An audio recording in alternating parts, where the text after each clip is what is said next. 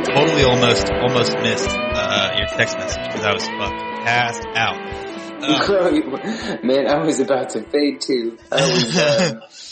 I stayed up too late last night because I had today off, and I drank too much last night, and then I got up early and drank a bunch of coffee and passed the fuck out watching Cowboy Bebop. They're totally making a I know live action Cowboy Bebop. So that's Keanu Reeves is gonna be Spike. Really? Holy fuck! They announced that? Oh, don't get it fucked up. Keanu Reeves is fucking putting the money down to do it. Oh, I didn't know that. Okay. Oh, he's going to be Spike Spiegel. Get the fuck out. Like, who else would be, right? No. It's perfect. It's just, I hadn't heard that particular fact. Mm-hmm. Okay. I want to say that he and DiCaprio also both put in for, the Akira live action movie that's supposed to be dropping in 2021. Oh, shit. Okay. Yeah. But I want to say Keanu Reeves was defo, like, he was like 100% behind the fact that it's going to be a show. Like, they're going to that's the reason Bebop's going to be rebooted. It's because of him. And I think he wants to star as Spike Spiegel. Oh, that's awesome. I know that that they have hired on the creator of Cowboy Bebop to be like a consultant. Really? Yeah. I know. But I didn't think anything. I don't think Netflix has officially announced like casting or anything like that, but they did say that they're bringing on the creator to consult for it. It'd be cool if fucking they got Shinichiro Watanabe, the director, to do that shit too. That'd be fucking legit as shit. Maybe that's who it is. Maybe it's not the creator. Maybe it's the director, Watanabe. Shinichiro Watanabe. Something Hell like that. Yeah, I don't remember. Maybe it was him and not the creator. I don't remember. But I know it was somebody that was involved with the original series. So it's gonna suck without having what's his fuck's the guy from Metal Gear Solid, David Hayden, right? I don't know. Hayden? I don't know. The guy that did Spike's voice. Right. I don't actually know like his background or anything or his name. He was alright, well, okay, alright. Well, hey everybody. By the way, this is Sad Panda Presents. This is a podcast primarily about music and not anime and Netflix, but you know, we might not have a whole lot to talk about today, due to how we feel about this album, but we'll get into that. It's, we're talking about, the album Slanted and Enchanted by Pavement, and this is number like 92 or something on the list. I don't know. Fair warning, we use adult language, by the way, so warning for that. And I'm Andrew. And I'm Shane. Yeah. So, so we talked a bunch about, how much we love Cowboy Bebop. Yeah, and you know, I just think we're gonna leave that in because it's, interesting to both of us. I know. I was going to say, I think Andrew is not going to cut that. Nope. I had already started recording, and I was like, you know what? This is a good conversation, so let's keep this in. So anyway, I'd been having a pretty rough go of it lately at work, just because I was just feeling bad about some of the stuff that was going on with a specific couple of projects.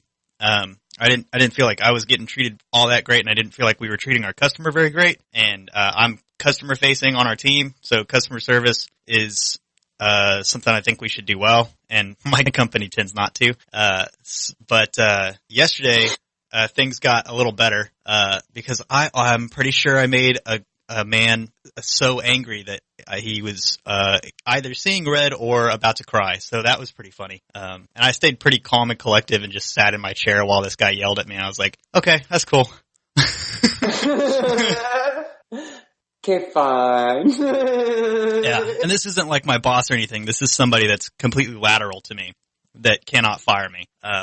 Oh, so that's awesome. So you don't give a shit. Right, Yeah, right. whatever. Like he's just on the same team as one of my projects, and I called him out basically because he was lying to the customer, and I was like, this isn't like right. We need to set the record straight and tell him what the hell's going on, because it might be a big deal. And we finally told the customer about it today, and they were like, oh yeah, no, that's fine. We've seen that before. This is how we approached it in the past.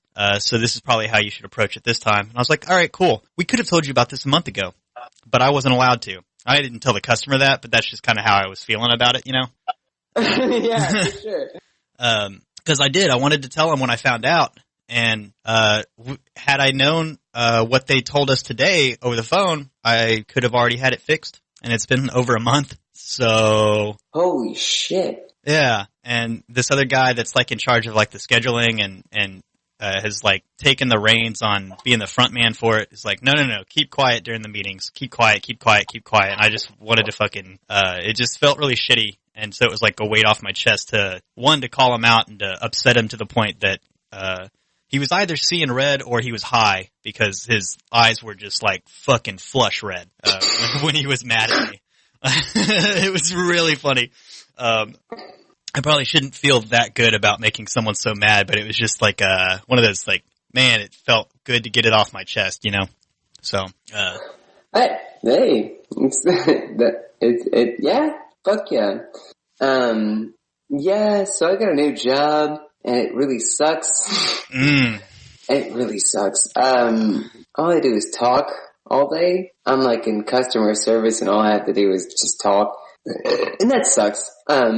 Yeah. That's all I want to get into that. Yeah, I just talk a lot.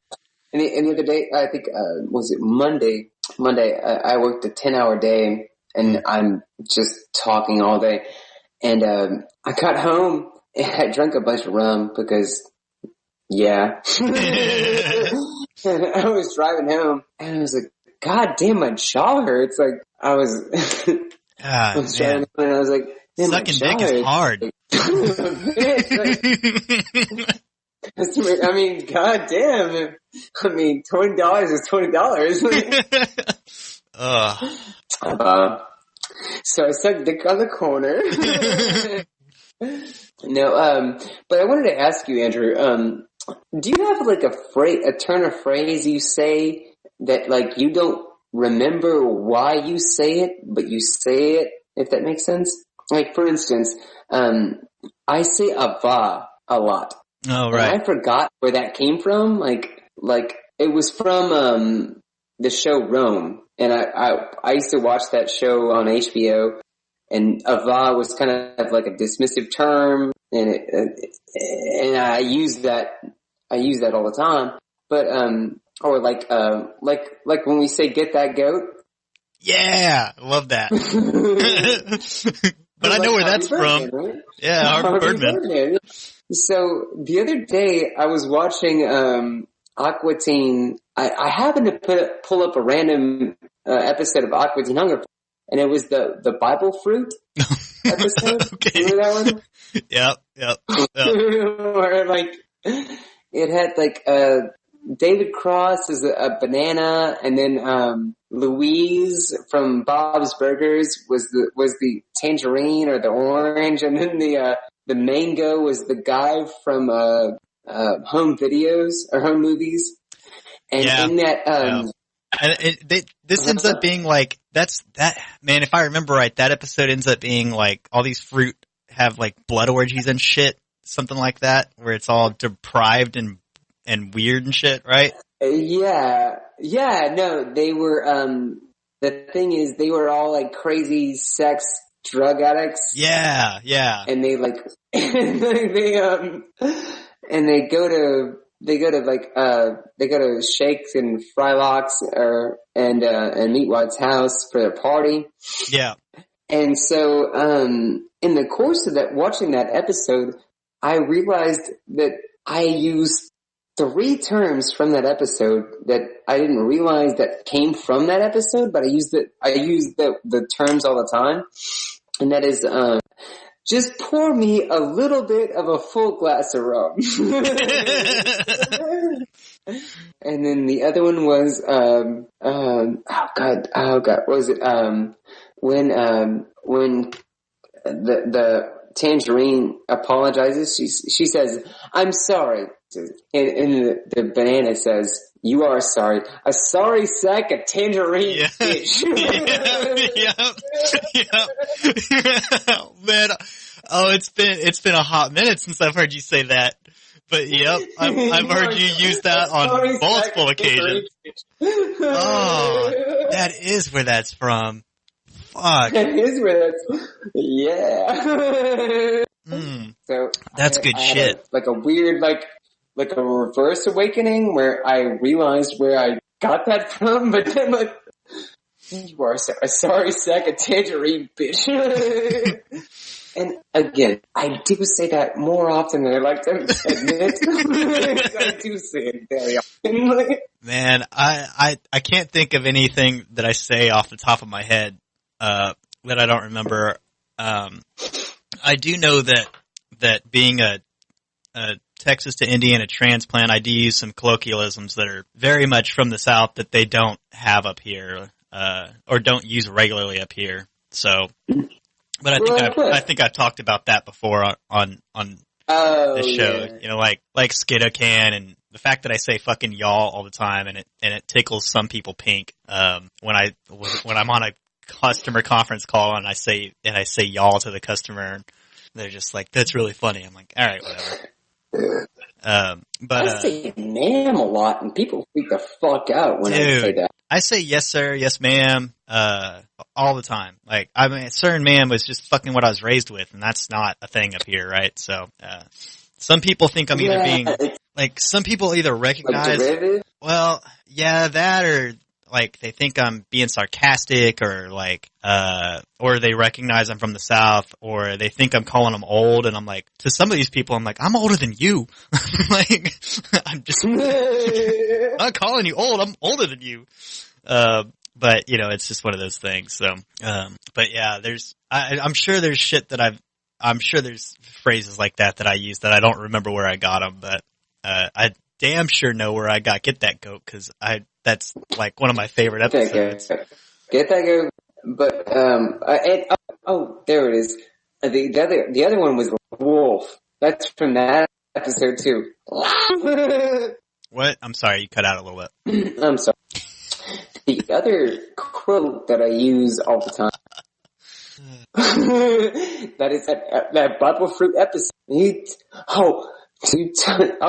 Now you want to have sex with the fruit. Oh.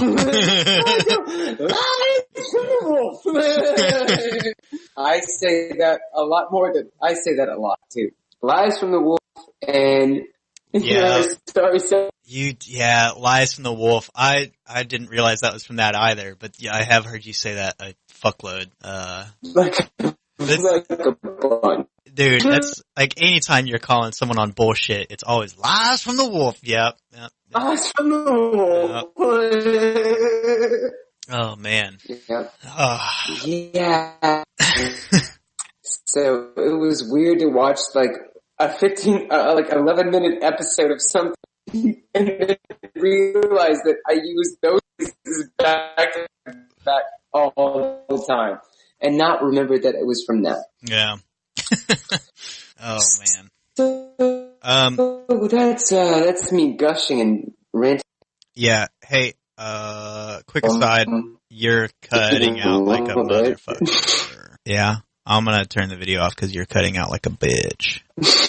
Yeah, okay. Camera off. Turn your camera off because I don't think I can even hear you right now. Hello.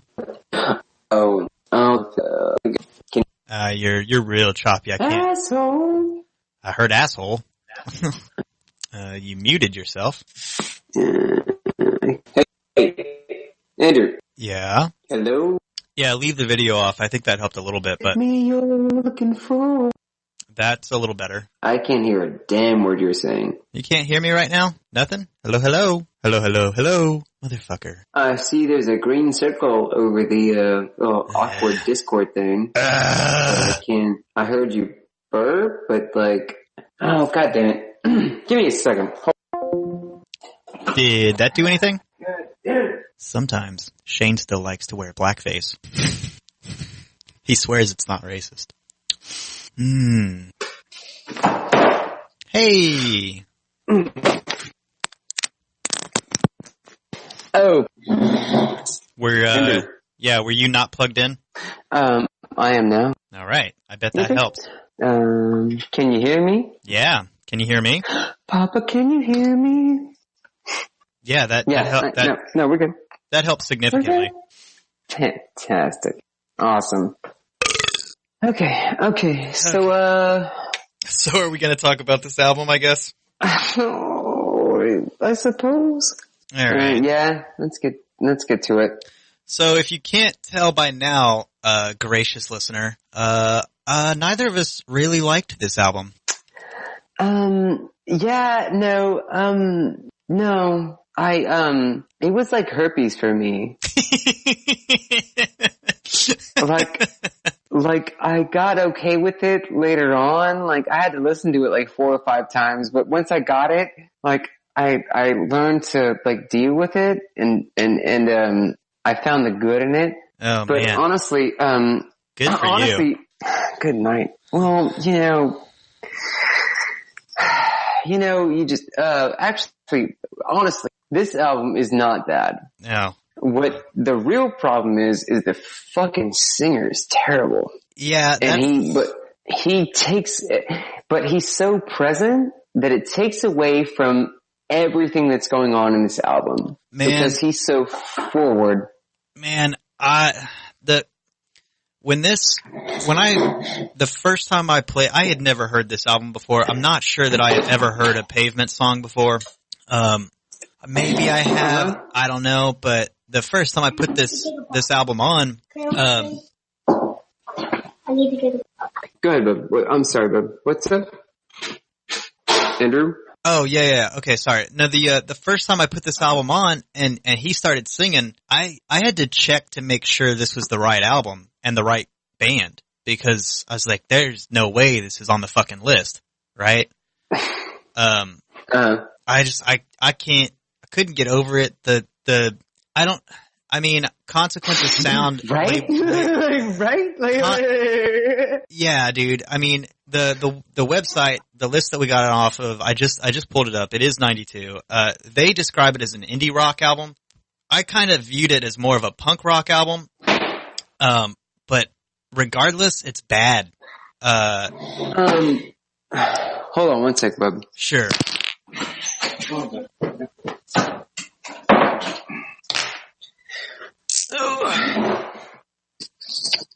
Sorry, Damien had to come in and get something, probably to sacrifice somebody later and torture humans later. Okay. The child that that lives with me. Yeah. Anyway, no, I understand. Yeah.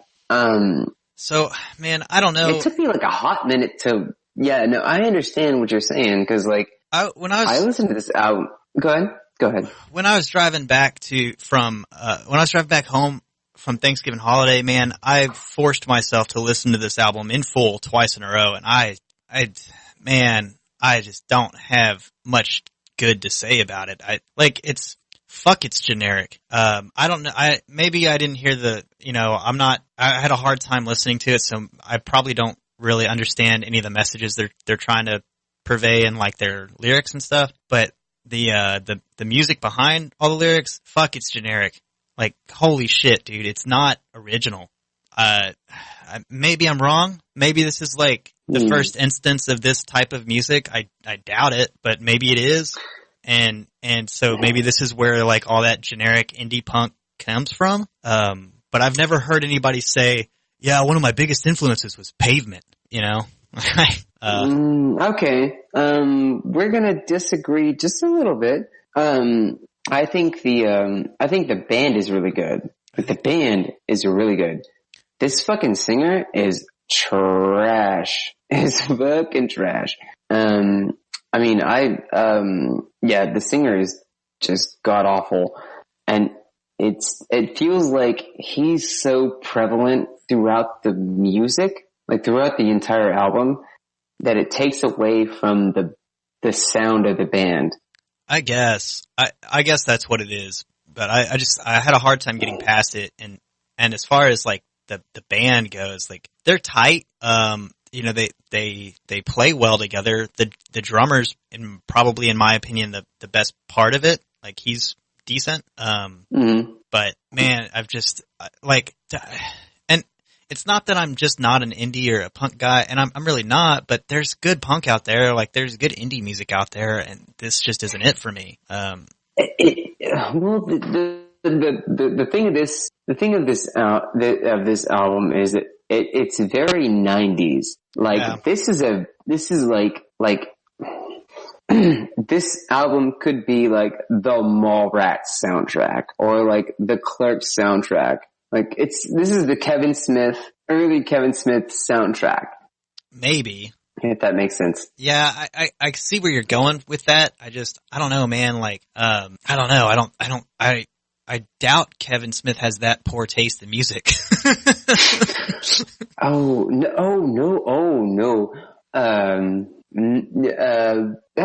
Well, Suzanne.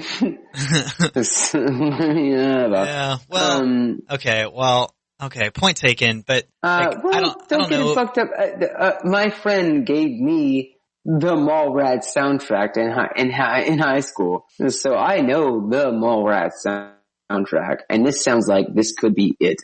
Okay.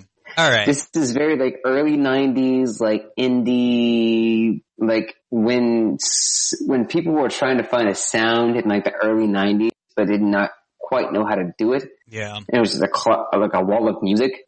Yeah. It just seemed like, I don't know, man. It just seemed like, a bunch of generic power chords and like the bass line just was just a note at a time, just ding, ding, ding, ding, ding, ding, ding, ding, chord change, bing, bing, bing, bing, bing, bing, bing, bing, chord change, bing, bing, bing, bing, bing, bing. Like it didn't seem, maybe there's more subtlety in it and I just didn't recognize it, but it just didn't seem original. It was hard. It was just hard for me, man. Like, and this is coming from a guy I'm a blues guy. We're about as unoriginal as it comes when it comes to like 3-chord 12-bar shit. Like I'm used to enjoying that. And this got boring to me. It was just fucking boring. And then you just put a terrible singer that's constantly flat on top of that. And who's flat and yelling. He's either flat or yelling or just, or the fucking talk yell thing can be done okay. It can be done well in certain instances. This isn't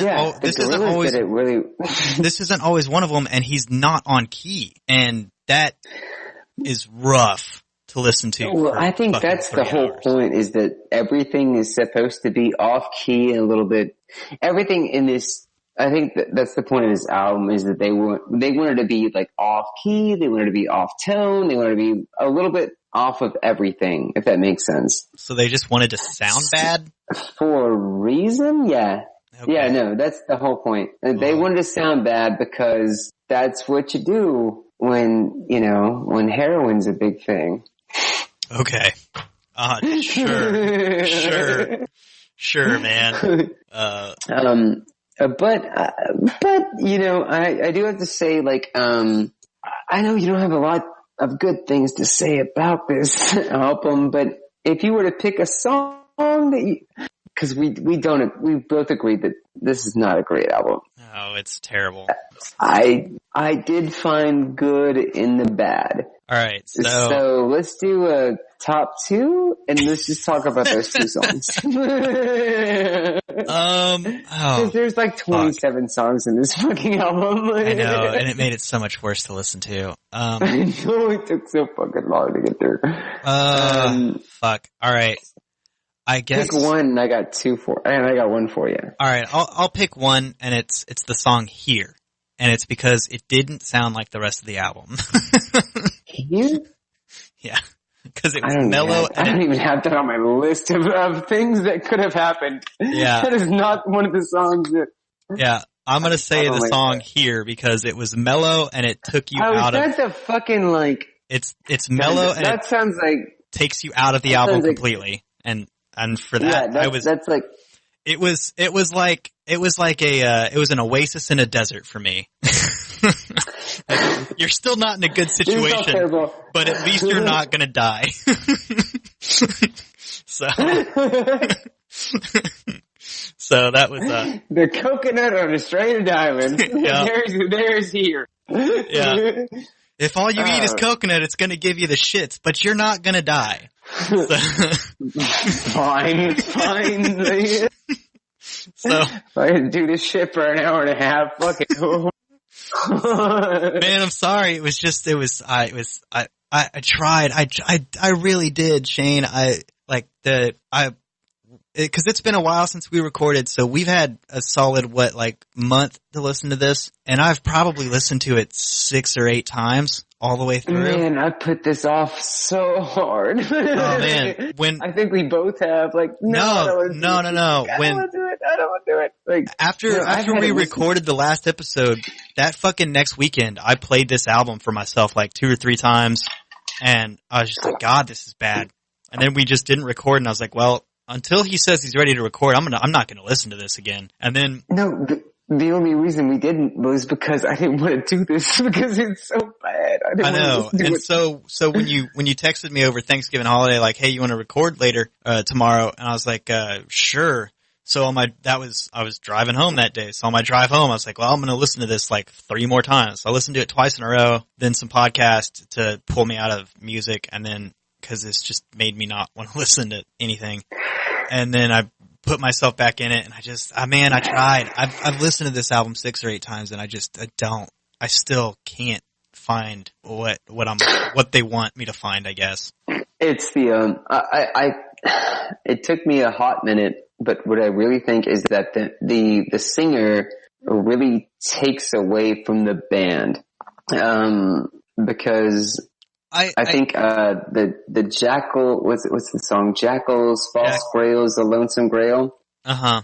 That song has a very complex sound, and the music itself in the background is very textured, is very good. It almost sounds like a Tool song where it has complicated notes on notes and the measure.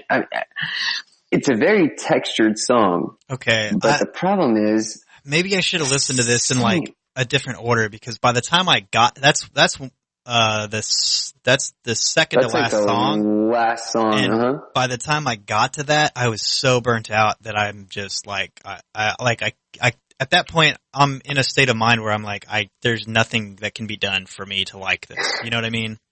Yeah, So, no. So I really think the whole problem with this album is that this singer is so bad that this is not a bad album. If you listen to if you can separate the singer from the music, yeah, this album would be a fucking 8 or 9. Because the music's really fucking good. I don't know about that. Man, I tried to, and it just, like I said, it seemed. From the stuff that the song Two States was interesting. If that's Two States was a fucking really good. It sounds like an early Radiohead album. Radiohead song. But I wouldn't say. But man, even behind the bad singing, I didn't think it was an amazing song or a great, or really all that good either. But maybe that's just because my view of this band is so tainted. Because man, I did put on the next album, which is The Clash, and I was like, oh God, this is so much better because the singer's in key. It's the same type of, it's the same approach to vocals, but it's on key, and that made it 1,000 times easier to listen to. And I know we'll get into that on the next episode, but that just that one thing took me out of this it took me from fucking rubbing my head, just going, what the fuck, to bobbing my head along with the music, just by taking that element of this awful voice out of it. Does that make sense? I'm gonna have a hard time because it was so difficult for me. And I'm granted, I don't look super deep into lyrics a lot of times, but it's still important to me to have a singer that is good and talented. I don't fucking know. Capable of holding a goddamn tune. No, for sure. And I understand that, Bubba, but, thing is like, yeah, no, I think that's the problem with this album, which I think that's like honestly, I'm gonna rate this like a motherfucking 4, just because this singer has been so like, he wanted to be so much a part of every bit of this album, but the band was so much better. Like, if they would have dropped his ass, like, if this would have been an instrumental album, I would have given this motherfucking album an 8, 10, 8, 9, easy. I don't know about that, but I do agree. I agree it would have been a lot better, but I don't know about that far up. I think, especially after like with like Zurich is Staying, like that's a dizzy fun song, and if it sounds like an early like Beck song, like, but the Zurich is Staying, blah, blah, blah, blah, blah, blah, yeah, blah, blah, blah, blah, blah, like that bullshit, like that stupid fucking like. Well, maybe I should have found the karaoke version of this album. So I could just listen to it without the lyrics. Yeah, get the seatbelts version where it's just instrumental. Yeah, I guess that's what I need to do, because man, it was just too hard for me to get past it. And what I like, like I said when I was talking to you before we recorded, like, I thought the best part of this album was the drummer. And, like, I think there's a few interesting things that he does. I don't know if they're, I've heard better, but I think he's competent. And man, the bass lines didn't do it for me though. And that's important. Because goddamn, the bass carries a song, and a lot of these bass lines were just note, change, note, change, note. Like it didn't, there wasn't a lot of interesting things being done with it. It was just this driving one single note the whole time, just hitting. For sure. Like, yeah, I understand that, but, man, I don't know. I think we see this band in different light, because I feel like even like the Conduit for Sale, I'm trying, like, yeah, the song where the dude fucking says I'm trying like 50,000 fucking times. Yeah. Son of a bitch, like, yeah, that song's good. It's a good song. No, but it's like the worst song on this album. No, don't get it fucked up. Like musically, that's one of the most, I like that song the best. As far as music goes, I will give you the fact that they do change it up. It's very much, in the vein of, like, they have a couple of different concepts going on, and it does make that transition throughout the song. I just, for one, the lyrics were just grating, and it turned it into like one of the worst songs on this album for me. Absolutely. And like I said, if you would take the singer and all of what he says out of this album, I'd give it 2 or 3. I mean, like I said, this would be an 8. As far as music goes. I don't know about that, but because the fucking singer, like, it makes it to a 2. Yeah. Because this fucking guy is just terrible. I mean, there are a few interesting concepts throughout this album, but again, I don't, unless they can claim them as being the first, I don't think that it's that original, and I didn't think that I don't know, the guitar is, okay, it's power chords, alright, the tiny bit of solo work that's done in here is just basically walking up and down a couple of notes at a time. For sure, but I think that they do. Well, every song is different. I feel like there's like, what, 20 songs on this album? Oh, fuck, no. There's 14. There's the other one. Okay, yeah. There's like 14 songs on this album, but nothing sounds the same. You know? I'll say that I'll agree with you I'll meet you halfway on that note, because I think that some of these songs do sound the same. I mean, it sounds 90s, but it's very different for the early 90s. Well, if that makes sense. I mean, I was born in 89 and you were in 88, so, or 87 or whatever. Yeah.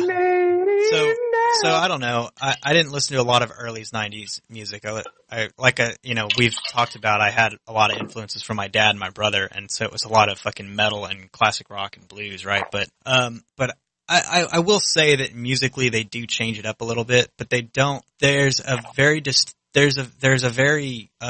generic formula to a lot of these songs. Some of them do break outside of that little box. But I think there's a pretty generic, like not interesting formula that goes into a lot of these songs. Like, I don't know, like what, I don't think, like I said, I think there's good punk out there that uses the same type of formula. Really punk, I think what they're doing is they're just trying to experiment with sound. And I think that's the whole point of this album, is that they're trying to do things that are different. That's why they are a little off key here. That's why they are a little, like, the timings are off.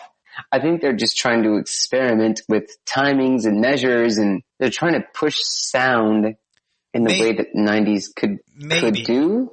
Maybe. But it feels like they're using a lot of punk formulas in it, they're using a lot of punk and a lot they don't feel well executed, and I think that's their point, is that they wanted to do like different sounds and timings and just try to mismatch them. I guess I think that's their formula. I think I don't know, man. I don't know. Fuck this. I know. Man, I know you're trying, and I'm sorry. I'm sorry I'm being such a Debbie Downer.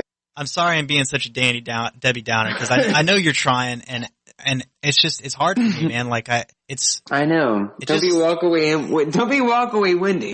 It just sounds like a very generic formula done badly, and that's the problem I have with this album as a whole. Aside from the just god awful vocals.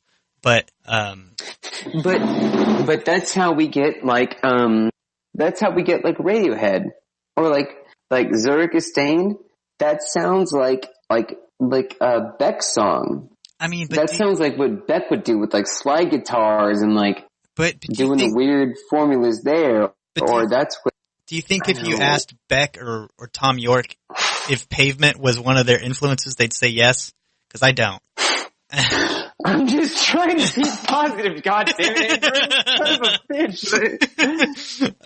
Sorry, man. It's gotta be a walk away Wendy, goddammit, son of a bitch. Man, I'm sorry. Motherfucker, like, goddammit. No, you're right. You're right. Trying, but you're right. Fuck. You're right. I'm being a shithead, and I'm. Oh no, don't get it fucked up. This album sucks a big bag of dicks. This album is terrible. Like, I don't. I get that you're trying to argue about its good points, but they're just too easy to tear down. Yeah. Alright, well fuck it, we're going for broke. Now fuck this. Why is this on a thing? This album sucks. I'm glad I didn't have to ask that question, because yeah, this should not be on this list. Nope, not even a little bit. Like, alright, fuck that. I'm gonna read to you the Consequence of Sound. I'm gonna read to you their description. This is written by Ted Mater. I'm assuming he's one of the staff. And I don't hope he's fired, but no. I hope he got reprimanded. He might not have even suggested this album. He may have just had to write this description. Oh, poor guy. I had to get. Anyway, so here it goes. I had to write this goddamn thing. Shit. So here it goes. 90s indie rock will be discussed in music history books in another 15 years. Fair. This seems like an offhand attempt to sound profound.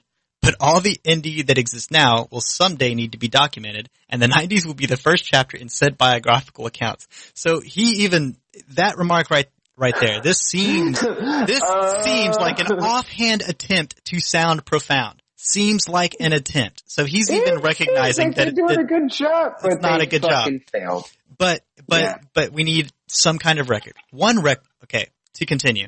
one record that will be continuously referenced in the creation of modern day music is Stockton-based Pavement's first album, Slanted and Enchanted, with its lo-fi recording, intellectually deep lyricism from singer and lead guitarist Stephen Malkmus, and percussion and backing vocals from a bizarre character named Bob Nastanovic. Okay, I really don't think this is one record that will be continuously referenced in the creation of modern day music. Ted, I fucking hope not. no offense, Ted, but I think you're, Way off base. I think you're way off base. That's the nicest way to put that. Okay. Together, these 5 relatively average dudes, agreed, put together, sorry, put together a cult classic, and consistently rad album.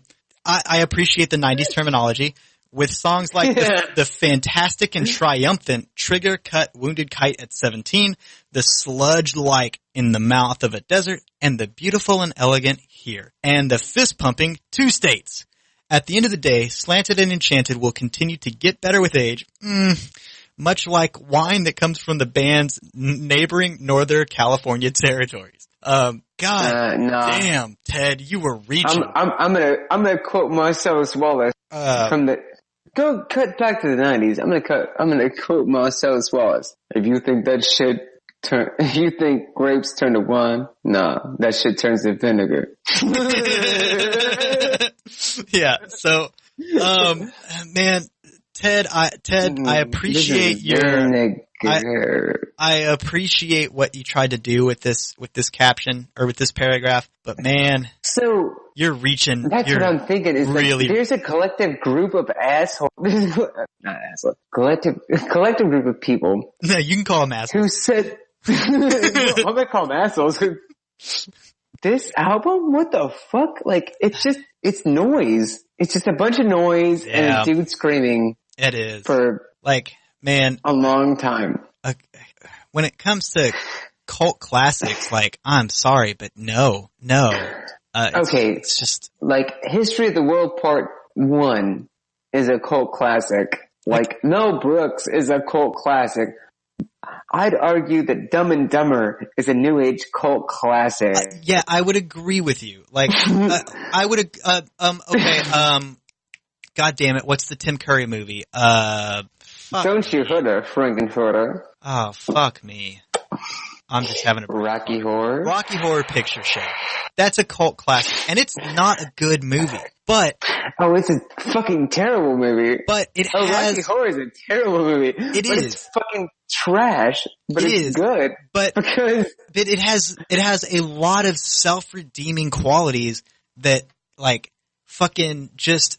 Like, the humor in it is kind of stupid, but some of it's really fucking clever. And, like, there's, like, little nuances not.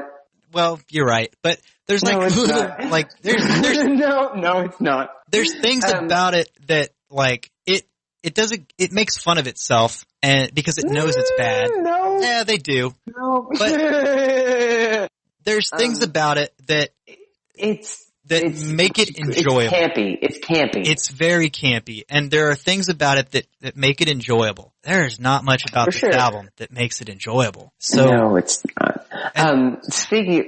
Fuck this album. In last Halloween, I went to go see Rocky Horror with my buddy Derek and our buddy Tony, and that was fun. Yeah, because I got to do the. Did they do the typical thing where they have like a theater troupe up in the front of the theater that makes you fucking... they did. All right, good. And I went down there and I got a V on my fucking head. Yes, okay. Bullshit. Yep. Yeah. Yeah. Oh, I did all that bullshit for sure. Yeah. But the funniest thing in that movie was they were like, I mean, I was surrounded with a bunch of people who've seen this movie before and they know all the things to say. Right. And there was one thing that broke me down was when, after Rocky died and they were going to go up, Frankenfurter was going up to the elevator. Mm-hmm. And he, somebody in the audience screamed, "Come!" And he said, He said, what did you have last night for dinner? And then Frankenberger comes around and goes, come up to the elevator. Yeah.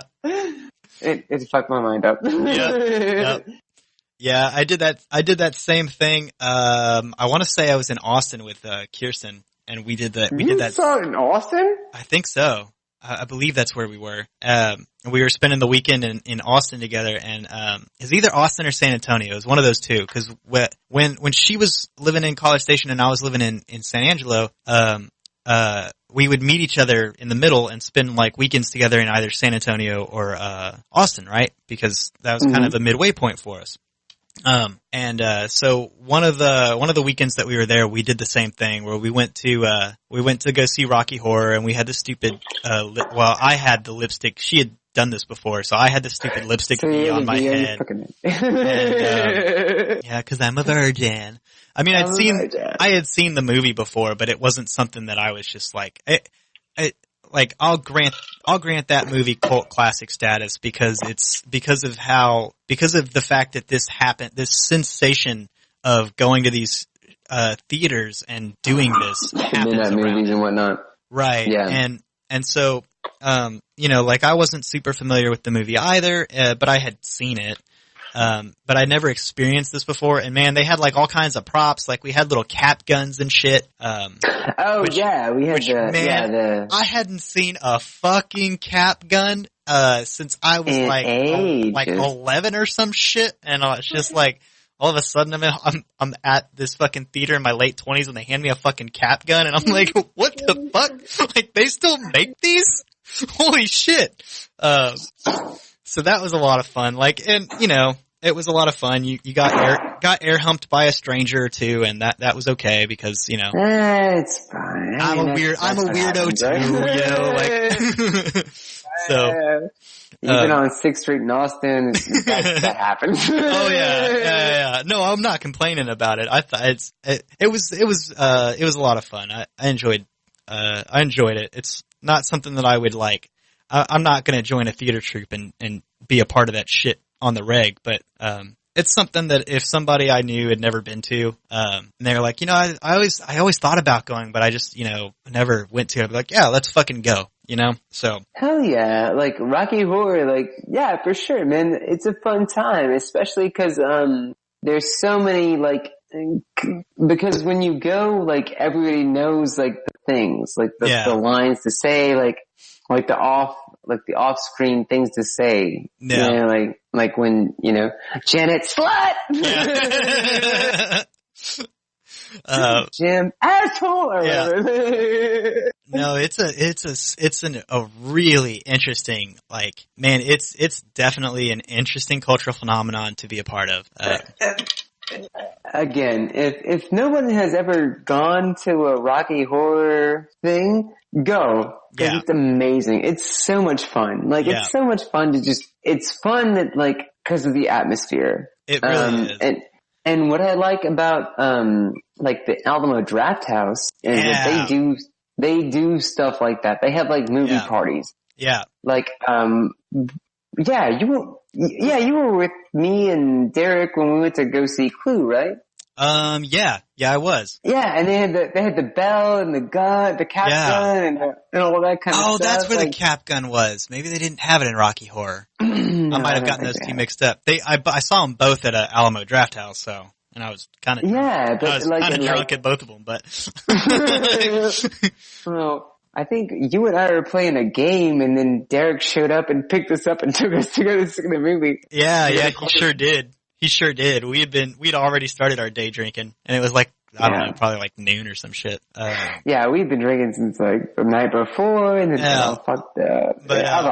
But we went to Clue. Like, that's what I like about those like old, mostly just Tim Curry movies. Yeah, Tim Curry just got. Tim Curry's in is amazing. Yeah, it is just because he is like, this is a man that just has that crazy passionate following of people that like they just love all of his old early campy bullshit movies. And Tim Curry's just a good actor. He's a dramatic actor, and he's very He's so good at whatever he does. He's so dedicated to whatever character he's playing. Like maybe dedicated is not the right word, but like he fucking puts committed.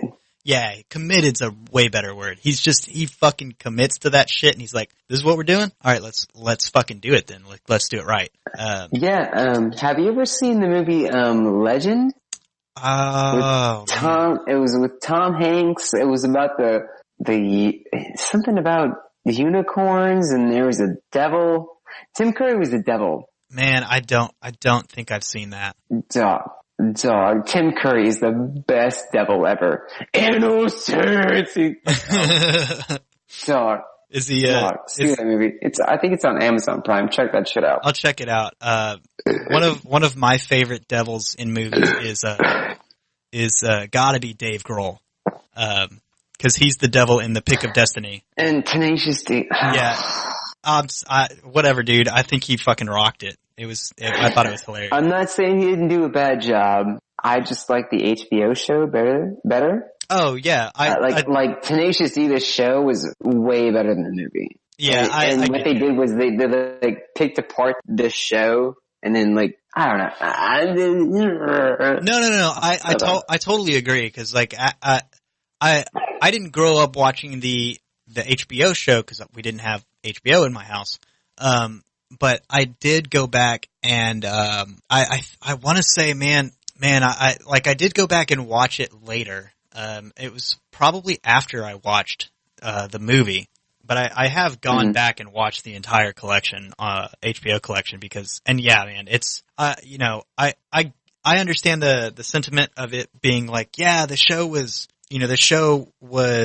more original and funnier, and just better. And it's like, well, yeah, but it's a whole show, and they had to try and condense that down into a movie, and also make it appealing to a larger marketplace than just the HBO crowd. So I understand, and also they now had money to do a lot of extra production that they didn't have in the show. So I think what they did with the movie, I think they did a pretty good fucking job. No, they did a good job, but I don't know. And when I found out Dave Grohl was the devil, I was just like, oh, that's fucking cool. Oh, fuck yeah. That was so. No, they did a great job with the movie. I don't know. Yeah. The movie's okay, but well, yeah, I think anybody that grew up with the show is gonna feel that's the same way that you do. But coming from the opposite side where I'm coming from, I'm like, okay, well, I see where the value is in the show and why this would be considered better. But at the same time, like, the movie is what I saw first. I think I had seen a couple of episodes of the show, but not the whole series before the movie. And so it was just one of those things where it was like, I definitely like Karate Fight, the ice cream song, like the. Yeah, so there is a lot of stuff that's left out of the movie, but again, they had to condense this whole show into a movie. I know, I understand. And so anything to not talk about this album we're doing is maybe we should have prefaced this with, I'm really sorry if you like this album. Like, I don't mean to shit all over things you like, dear listener. I don't care. I hope you still listen. If you like this, if you like this, I get it. And I tried real fucking hard to like this album, but fuck this album. Yeah, I did too. But the singer is fucking trash garbage. It's hot trash, and he shit all over this entire album. He did. He's just a hot nerd. There's good stuff in the album. Like, the band is really good.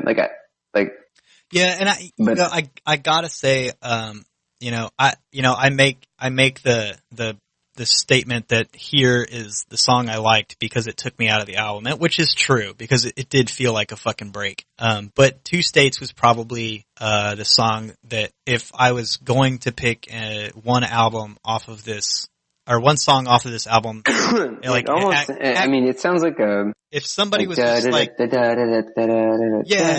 it almost sounds like a black, like a later kind of Black Keys song. Honestly, I was thinking more Green Day, like early Green Day and not their poppier stuff. But maybe I'm wrong about that because I haven't listened to Green Day in years. So I could be wrong about that. But if I was held at gunpoint and somebody told me to pick a song off this album and it was going to be on my playlist forever, it would be Two States. So, okay, so I know this isn't really either of our preferred genres, but aside from the awful singer, what would you have this band change to make this work for you? Honestly, if this album would be just, if they would just drop the singer, I think this would be like an 8 or 9 out. Excuse me. Sorry. If they would drop the singer and everything his trash ass voice does, I would rate this like 8 or 9. Just from the band itself, and like all the songs are different. They're dizzy. They're fun. Okay. I like everything that this band is doing, except for the problem is the singer is very present and he speaks over the band, which I do not like because he's fucking trash bear. Okay. So there's a few other things I would change, and I didn't take notes, but there are some other things that, and I was just in my tunnel vision of hatred there earlier. So it was hard for me to break away from that. But part of what I think would make this better, aside from getting a better singer, would be or just taking a better approach to the vocals in general instead of the talking over and yelling kind of thing. Mm. One of the problems I had with this was the tone that they used for the instruments. It sounded very much to me like, man, his guitar tone is bad. It's tinny. It's harsh. And I think that some of these riffs could be a little more compelling if he just used a better amp, stuck a better crunch pedal in front of it, or a better fuzz pedal, whatever he's using. It sounds to me like a combination of crunch and fuzz, or one or the other, or something like that. Well, I think that was the point, Andrew. I think that's what they were trying to do with this album. No, but they were trying to be like off. I get that, point, but there are better ways. Like it wasn't just that he was going for a different kind of tone. It was just that the tone they achieved was bad, and I think if they had darkened up the sound just a little bit, thrown a little more, because in the background, where the rhythm guitar is, the tone is significantly better than the lead guitar. The lead guitar tone is just atrocious to my ears. And the background rhythm guitar tone darkens it up a little, but it's so overpowered by that lead harshness. Just the same way that his voice overpowers the band, that lead guitar tone is harsh in a bad way to me, and it's overpowered. Much, yeah. Yeah, it's too much. Yeah. And if he had I don't want him to match his rhythm guitar tone. I don't want that, but if he could just, if you darken it up a little bit, roll off some of the highs, bring in some mids, and let the rhythm guitar handle that lower end, bassier mid tone that it does, and it does relatively well in comparison. So I don't want him to match that. I just want him to roll off some of the harshness a little and make it stop sounding like it's coming through a tin can. It sounds, like that's what the guitar sounded like. Cuphead? Yeah, but Cuphead did it in a tropey, fun way, way. Yeah, they did it good. Yeah, and this isn't. This is like he took the pawn shop practice amplifier, turned everything up to 11, and then threw a crunch pedal in front of it or a fuzz pedal in front of it, and it sounds shitty. And I, like when we were talking about Rocky Horror, there's a good way to do shitty. That still makes things. It makes it still good. It's still like it's recognizably bad, but it's fun. And I don't think he achieves that with this tone. I do agree with you that that's what they were going for, but I don't think he achieves it here. And I think just a few tweaks, like use maybe they were using really good equipment and they were just using, like the thing said, lo-fi recording. Really shittily. Yeah, and just or vice versa, they were using bad equipment, very good. Yeah, something like that. But well, no, because bad equipment done really well can still sound okay. Like, it sounds good. Like that's a lot of your Black Keys, some shit like that. Well, that's a lot of like your surf rock and like man, what's that band, The Who, where like he slashed his guitar speakers to get distortion because they didn't have distortion pedals back in the day. Yeah, or what's his fuck, for Van Halen, where he used the waffle fucking iron. Yeah, or like the drill in front of his pickups to get that sound. Yeah, exactly. Like so there's ways to do bad sounds good, and I think that's what they were going for. I will agree with you on that notion, but I don't think that they achieved it. So I think adjusting that, I think giving the bass a little more flavor with their bass lines, just instead of just the ding ding ding ding ding ding ding ding ding ding ding ding ding ding ding ding, instead of doing that, like throw in a couple of third notes in there, throw in a couple of fifth notes in there, like something to give it a little. Throw in a minor seventh or something, like do something sideways somehow, right? Different, yeah. And like that's why I say the drums is kind of the best part, because he does throw in some fills. They're not the most creative thing, but it's something. It's fucking something different. Yeah, but long story short, I do not think this album should have been, and this album is like raved on like different fucking, like through the list that I've looked through. This album is raved on through a number of fucking albums or lists that it's a great album. Oh my god, it's the thing. Why? Yeah, I don't see it either, but I don't see it either. I don't see it. Some people do. I do think I do think you did a really good job illustrating what redeeming qualities it could have. I just think they were poorly executed to the point that they just didn't get there. I don't think so either, and I don't know why. Well, this is their first album, so I'll give them that. Yeah, but that's true. This is for a first album to make a top list. That's crazy. Well, I mean, Kanye West did, his breakout first album was on there. I'll listen to College Dropout all day. But over this bullshit. I'm just saying, so I understand seeing a first album. Metallica's Kill 'Em All is on here, and I think that's a good album. I certainly don't think it's their best, but it's, it's breakthrough for what what Metallica was. It started this movement that was Metallica. But what did this start? Like, I don't understand. That's what I'm saying, man. Like, I don't think I've ever heard a musician even mention this band, much less say this is one of my biggest influences, Right? Like, that's what I'm saying. Like, I don't understand, like, why? Like, just why? Just why? Yeah, so maybe we needed somebody that's a fan of this album to steer us in the right direction or something, but I have a feeling we would have gotten in a fight. like man, I would have. This would have ended up in a knife fight. Yeah. So now I got the picture. Yeah. Gotta practice my stabbing. Gotta work on my stabbing. Yeah. So I don't know. Like I think, man, they tried. They really did, and I applaud them for trying something that's so shitty. Yes. Yeah, I think, I agree with you. I think they attempted to do something different. It just didn't work. And I think they did well.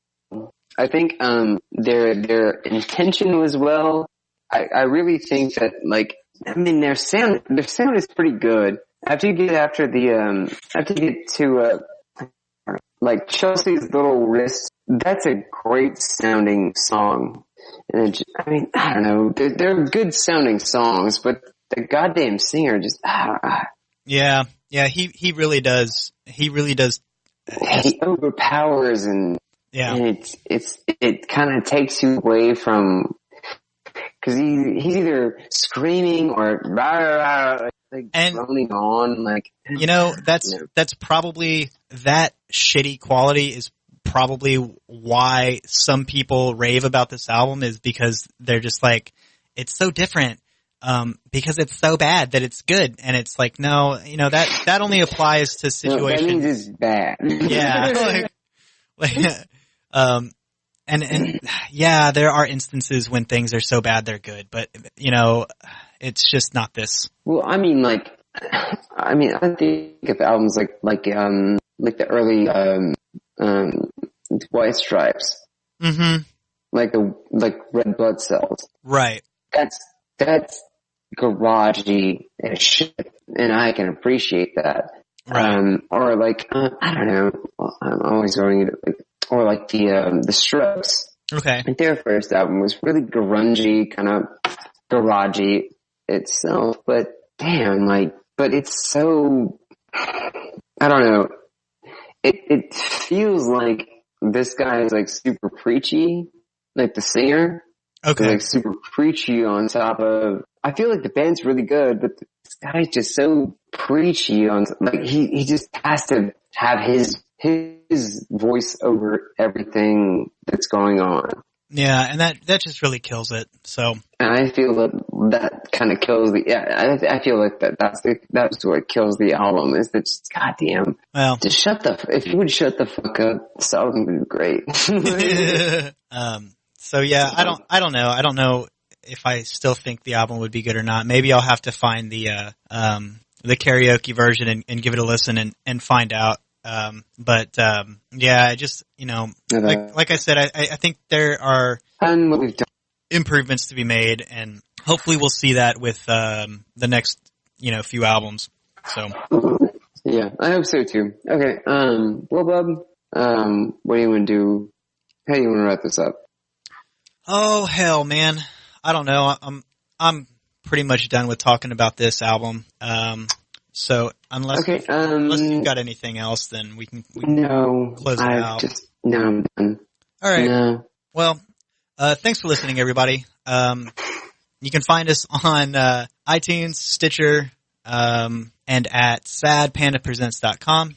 We're also on Facebook at facebook.com/sadpandapresentspodcast. Check us out wherever you get your podcasts. Hit us up if you want us to check out an album that you love.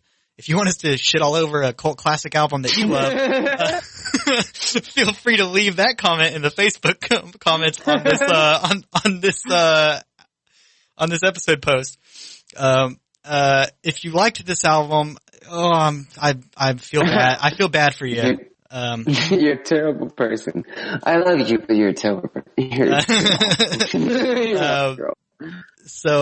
you know where that's from? Because I don't. What's that? I love you, but you're a terrible person. I love you, Richard. Shane? Yeah, okay. I didn't know if that was a Shane original or if you got that from somewhere, but.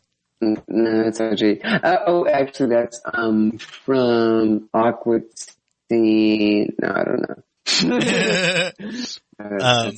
Okay, but yeah, for real, the best place to leave us suggestions is on the Facebook post, or just direct message us. But if we don't respond, then we didn't see it, and just hit us up again and tell us how terrible we are, because we can be terrible people too. And not as bad as this album. I hope we're not as bad as this album. Next episode, we're going to be talking about The Clash. London Calling, right? What's that? London Calling? No. Oh, no, the list, it's just a self-titled album, The Clash, is the one that's on the list. Yeah, The Clash. Yeah. That's going to be album number 91, and then we're going to take a break and talk about some other stuff. And so, yeah. Which I didn't do today, which I should have done. Son of a bitch. Okay. Alright. Well, fantastic. How do you want to close this out, Bubba? Well, just make a wall of sound? I gave my spiel. We don't really have like a closing statement or anything. Well, I know, right? We could do our best impression of the lead singer of Pavement. Okay, let's do that.